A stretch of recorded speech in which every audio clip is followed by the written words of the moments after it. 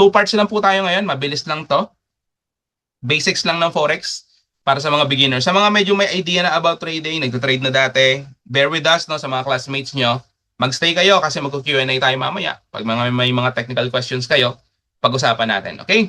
Part 2. Ayan, cheat codes. Ano yan, coach? Cheating ba yan? Parang bawal yan pakinggan, cheat codes. No? Guys, hindi. Ibig sabihin nito is cheat code siya sa success mo, sa personal learning mo sa trading, sa journey mo dito. Kasi guys, on average po, sa trading kapag ka ikaw ay tipong solo trader ka, nagsa-self-research ka lang, tatagal ka dyan.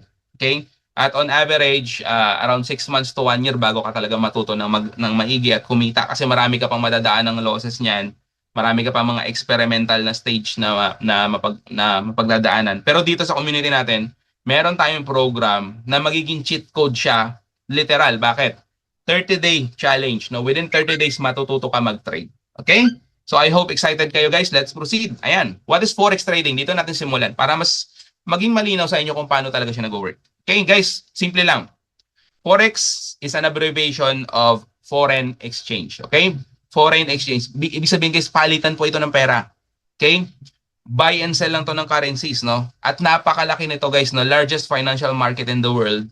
Guys, trillions ha. Coach, to ba yan? Trillions. Guys, legit po na transaction yan. At i-take note nyo, daily. Everyday transaction sa Forex market, guys, is $1 trillion. $1 trillion. Bakit? Coach, bakit coach? Guys, involved ang mga central banks mismo, commercial banks, mga malalaking businesses that you can imagine, no? Especially mga international businesses, mismong mga gobyerno. Okay? So kung ikaw iniisip mo na scam ang Forex trading, mali, di ba? Kasi nakita mo naman yung involved. Government itself is involved dito guys kasi palitan po siya ng pera. Okay? For example, sa mga nasa UAE, conversion mismo ng dirhams into piso. That's Forex trading. Okay? Investors and traders, ayan mga involved. And mga traders or mga individual traders or retail traders kung tawagin, tayo po yan bilang mga individuals. No? Pasok tayo, kasali tayo sa market na to. Trillions of dollars na napakalaki. Di ba? Ayan. It's the most liquid or it's a most liquid business, no? The most liquid business. Kasi guys, marami rin naman kasing asset na pwede nyo pasukin sa financial market. Forex, isa si Forex dyan. Stocks, no? Kung nag-invest kayo sa stocks, kung familiar kayo sa cryptocurrency, kung nag-invest kayo sa mga metals, no? For example, gold, silver, ayan. Mga commodities like oil. Ayan, grabe ang pagtaas ng oil ngayon, di ba? Grabe. So guys, Forex is most liquid, especially sa ginagawa nating way of trading. Kasi dito guys, pwede tayong mag-execute ng trade. Real time, nakikita ka ngayon, in ka kagad, tapos bigla ka mag-out. Okay, meron tayong specific strategy na i-discuss ko mamaya.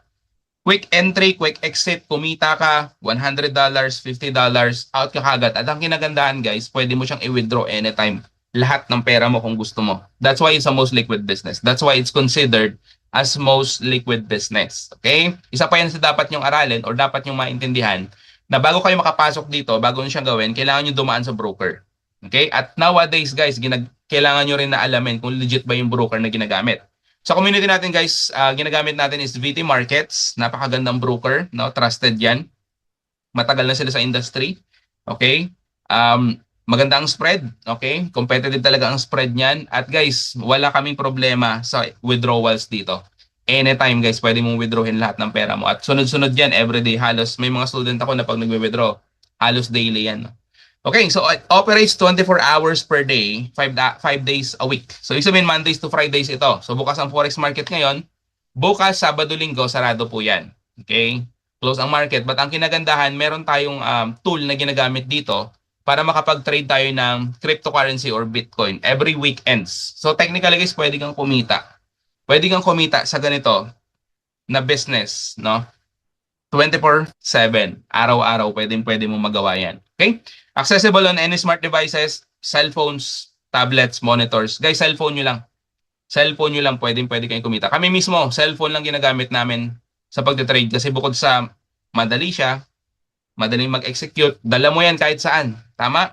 Kaya kung sasabihin mo, coach, parang ang hirap nyo, baka kailangan may mga multiple. Guys, hindi po. Hindi nyo kailangan may mga multiple monitors kayo. No need, no cellphone nyo lang. Dala nyo yan kahit saan. Okay, so ayan. Ito guys, isa sa mga example na mga money changer outlets. For sure, familiar tayo lahat dito, no? Especially mga OFW. No, dati, 'di ba, nung hindi pa uso yung mga e-wallets, paano tayo nagpapadala ng pera sa Pinas? Dito po. At kung mapapansin nyo, may mga monitor, 'di ba? May mga presyo po diyan, no? May mga conversion diyan pag bumibisita kayo diyan, no? Makikita nyo dyan, may mga conversion. Siyempre, una mo titignan dyan yung mismong piso, palitan into kung saan country ka, di ba? Kagaya nito, dirham. Ayan, dirham to, and piso. Maliit nga lang. So, yan titignan. Guys, yung mismong value niya, no, buy and sell, makikita mo dyan, parang nagbabago-bago yan. Okay? Forex trading po yan. At ang gusto ko ipaintindi sa inyo dito, no, bakit legit talaga siya? Kasi guys, yung business na ginagawa nila, okay, kung saan i-convert nyo yung pera nyo, pag mag-travel kayo or magpapadala kayo, may binabayaran kayong charges, nagbabago-bago yung conversion every day, nag-iiba-iba yung value. Guys, ginagawa natin yung business nila ha. Kung ano yung ginagawa nila, ginagawa po natin yan. Ang kinagandahan, gamit mo cellphone mo. Okay? I hope malinaw sa inyo yun. Kung totally beginner ka at wala kang idea, ganun lang po siya nag-work na ngayon. Okay? Ibig sabihin, nagagawa natin yung mga ganitong negosyo, cellphone lang. Wala kang kailangang isipin na overhead expenses, no? Guys, take note, business po ang ginagawa natin. Okay? Forex trading business. Ayan. So, pag pupunta ka ng, ng mga ganyang money changer outlets, for example, nakakita ka ng mga ganitong pairs, no? Euro USD, British Pound ito, itong GBP, USD, no? Conversion or palitan. USD versus Japanese Yen, ayan, JPY, Swiss franc ito, itong CHF, and so on. Mapapansin nyo guys, may mga USD talaga, no? May mga dollars talaga, US dollar, ayan, flag ng Amerika, di ba? Matawag po kasi yan guys, pagka paired with USD, mga major currency pair po yan. Take note lang natin. And meron kasi tayong mga minor currency pairs din. Kung magta-trade ka ng Euro, for example, i-trade mo siya sa Japanese Yen, ayan. Mga minor currency pair naman yan. Okay? So, we trade by pairs. And take note lang natin, mga importanteng idea yan bilang beginner. Ito, XAU, USD, grabe. Gold, no?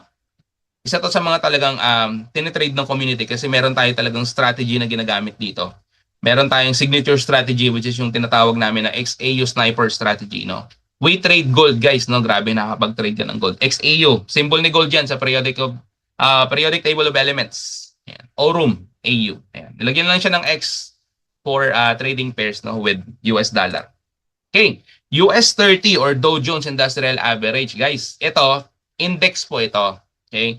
Ano yung index, coach? Pag sinabi natin index, guys, combination po yun ng mga stocks. Okay? So si US 30, kaya si tinawag na US 30 kasi top 30 company sa Amerika. Pasok diyan yung mga talagang malalaking kumpanya, no, like Apple, Microsoft. Ayan, siguro familiar kayo, Apple, iPhone, 'di ba? Goldman Sachs, yung mga malalaking companies talaga. So US 30. Tinitrade natin yan, bakit? Meron din tayong specific strategy rito na grabe guys, ang daming kumikita. Ang daming pumapaldo sa US 30 din, no? Bukod sa gold. Di ba? Ayan guys, take note ha, business ang forex trading. Negosyo po ito. Okay? And just like any other business guys, no? Ito, kayang-kaya mong kumita. But take note, ang kinaiba niya is digital na. Digital na nowadays guys, digital era na tayo, no? Sa digital business guys, ang kinagandahan or advantage niya kumpara sa mga traditional business, no? Ano yung traditional business, coach? Yung tipong ikaw nagpurgod ka, umuwi ka, nakapag-ipon, nagtayo ka ng tindahan mo diyan kung ano man. Traditional business yan guys. Masakit sa ulo minsan, no? Kasi overhead expenses mo pa lang, inventory mo, no? Tax mo pa, nababayaran sa gobyerno natin, grabe. Guys, nowadays, kung ito ang business na gagawin mo, digital, napakaganda. Wala kang masyadong iisipin, okay? Napaka-flexible. Ito guys, financial freedom, time freedom, location freedom, guys. Pwede mo kasi siyang gawin anywhere. Umuwi ka man sa Pinas, mag-for good ka man, laptop lang, cellphone lang, pwede kang kumita sa market. And of course, guys, take note natin, flexible talaga ang lifestyle kapag trader ka, no? You can embrace the digital business lifestyle. You can work remotely, no? Kahit saan ka. Literal, internet lang po ang kailangan natin, no? Which is nowadays, guys, siguro naman kahit sa ang sulok ng mundo may internet na, di ba? Travel freely, yan talaga yung mga routine ng mga traders and you can enjoy, no? Na hindi mo makukuha sa mga traditional jobs na meron ka ngayon, no? Kumbaga, yung sinasahod ko ngayon is for the sake of ano na lang talaga, no? Pambayad na lang sa mga expenses sa Pinas, ayan. Pero siyempre sa trading, ang kinikita natin, ipon na talaga yan. As in, talagang napapascale na natin yan. So ganyan po, nag-work ang forex trading. Okay, ang benefits ng forex trading din, of course, pwede mo siyang simulan.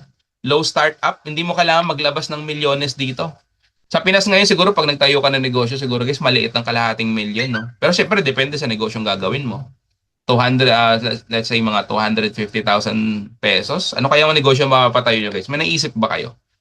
Normally guys ngayon, no, grabe ng inflation, napakamahal na ng bilihin sa Pinas. For sure, 1 million guys, medyo maliit pa yan. Depende sa negosyong itatayo mo. Kasi marami kang i-consider dyan.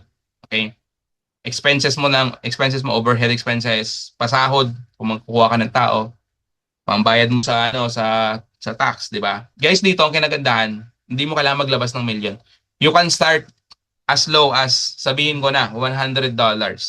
Pwede nga pong $50 lang eh. Makapag-start ka ng forex trading bilang beginner. Pero syempre kapag 50, hindi ka makapag-expect ng medyo kikita ka ng malaki-laki, no? Kahit pa paano dito, we recommend $100 man lang. So imagine, di ba? Anong negosyo pwede mong gawin? $100 capital. Guys, sa panahon ngayon, medyo mahirap na yan, no?